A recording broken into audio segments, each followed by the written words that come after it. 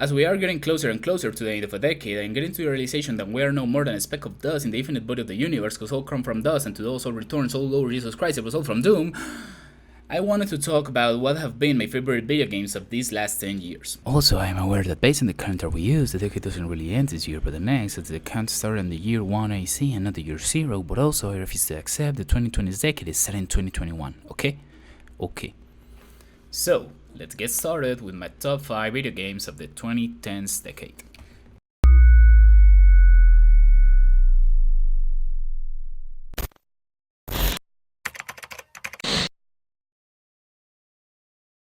Number 5. Celeste. At the end of 2018, I took a plane to another city in order to visit a friend I had not seen in a long time, so we could just hang out and have fun to try his Nintendo Switch, okay? I went there to play on a Switch, forgive me for I have sinned. So basically, I spent all week ignoring his ass off as I was trying to beat this 2D platformer game, which, as you may know, I'm not very good at the genre. Go here first. Oh my, that's why I hate. Can I died? I love my hard games though. The feeling of achieving something that seemed impossible is just something I can only get from a few things in life. One of those being beating a game after dying more than 5,000 fucking times. Yep, you heard it right. Fucking 5,000 times. I fucking hate this game, it's so hard and I need an easy mode because I have the motor skill of a toddler. In all seriousness though, this game is a gem. From the pixelated aesthetic to the music, the setting, the story, the characters, the straw fucking berries to its core gameplay and mechanics. It's just such a ride I will never have expected to get from an indie platformer not being very familiar with the genre myself.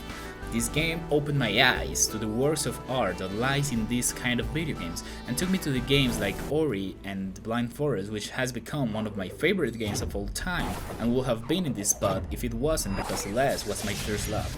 And also got me to play Hollow Knight, which is the game I started my YouTube channel with. So yeah, definitely a great game, you should try it, 10 out of 10, just don't be as bad as I am, moving on.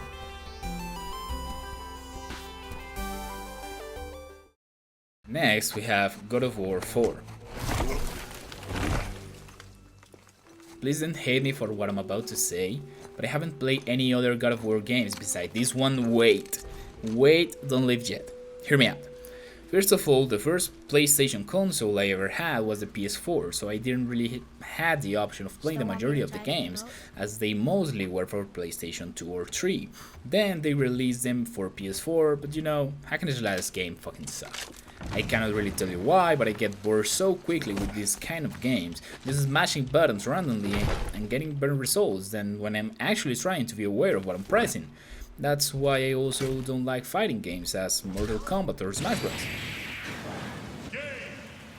Now that there's definitively no one that's still watching, let's talk about the amazing game God of War 4 is. I am a huge mythology lover, especially the Norse mythology, so when Santa Monica Studios showed us that Kratos just fucking jumped from Greek to Norse mythology like it ain't no thing and grew a bird, I just had to buy it.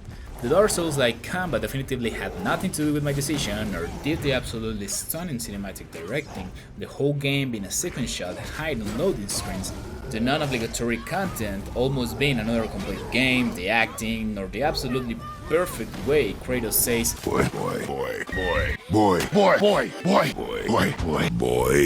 there are no good gods, boy. Maybe it had a little bit to do. The whole package is just stunning and one of the most immersive experiences I've ever had.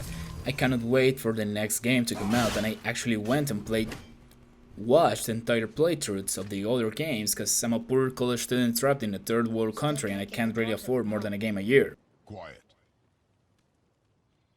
Number 3. Call of Duty Black Ops. I know what you are all thinking. What am I doing with my life? Let me tell you, I have no fucking clue, so instead, let me guide you to a question I can actually answer. How on earth is Call of Duty game going to be on a top 5 games of the decade? Well, let me explain. This game sucks. All COD games do. But this game is the first game I played like seriously trying to get better and be competitive. This is the game that got me into gaming back when I was a disgusting caterpillar waiting to become a beautiful butterfly. I keep waiting for that to happen, but anyway, I loved this game at the time and I really think these games have been one of the most important games in the history of gaming, as they were the ones that started the whole gameplay YouTube thingy. I think. For me, Black Ops is that game that showed me how many emotions a video game can make you feel, those emotions being anger, despair, and depression. And also that I can actually have a lot of fun just running in circles for 5 hours straight. This obviously being a genius metaphor used by Activision representing Sisyphus myth, on which this guy had to push a rock over a hill just for it to slip off his fingers when he was about to reach the top for all eternity as a punishment for tricking the gods and cheating death. The only difference with us being that we actually paid and choose to be in this fucking endless cycle of dying, respawning, and instantly dying again, because they cannot even program this in spawn points. Never play this game, do a favor to your mental health. Number 2, Soulsborne Saga and Sekiro. I know this kinda counts as cheating as I'm using one spot on the top to squish 6 games, those being Demon Souls, Dark Souls 2, Bloodborne, Dark Souls 3, and Sekiro, and also Demon Souls not actually being from this decade, but, well, I mean, these games are a family and I cannot really tear them apart. That would be cruel. Also, Demon Souls is the only game of the saga I have not played, so technically all Souls games I've played are from this decade. Please make a Demon Souls remaster for PS4 or PC, I'm begging you from so where I cannot die in peace until I've played them all.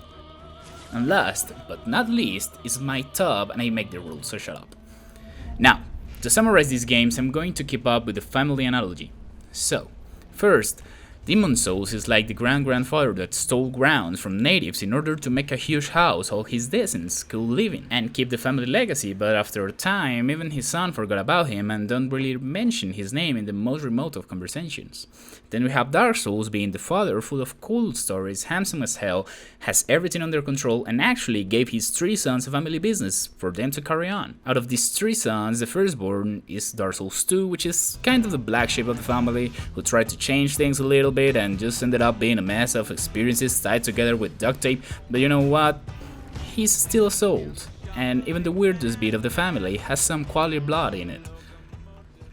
Then comes Bloodborne, being the emo kid who decided to make things even darker because the family business was not dark enough, am I right?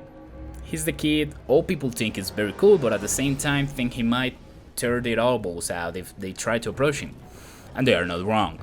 Dark Souls 3 is definitively daddy's boy, the one that just went like, my father is good enough, I just want to be like him, and he managed to do it in a beautiful and stressing fucking way. No! Now, as weird as this might sound, all the family got into an orgy and spawned Sekiro, the most polished, beautiful, fun, and this analogy is taking too long, I'm just going to stop.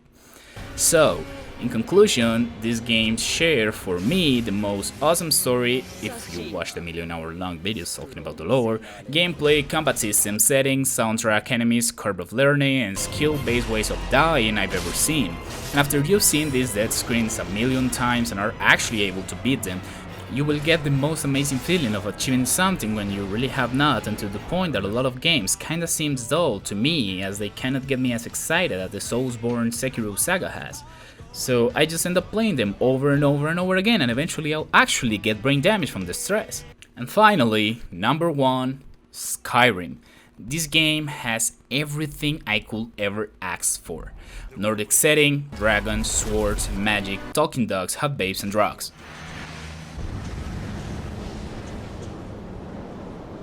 I truly believe it's one of the most amazing games of all times, and from my personal perspective, the best one. And maybe not just from my perspective, as the game has won, as the game's case brags, over 200 Game of the Year's award.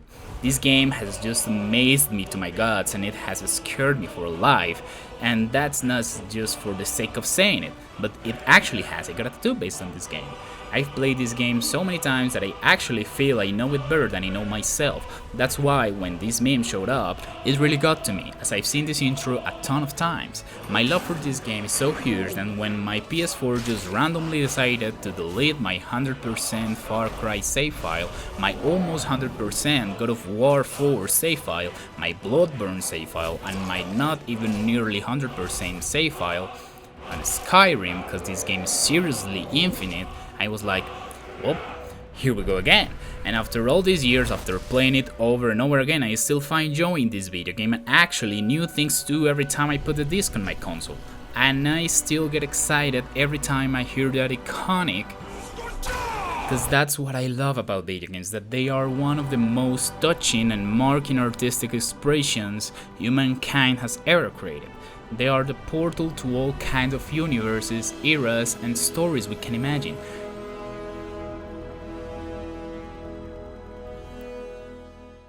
In that note, we have come to the end of my personal top 5 games of the decade. I really hope you enjoyed it, and if you did, you can always hit like, subscribe to the channel, and maybe even share the video with your friends. All the support is very much appreciated.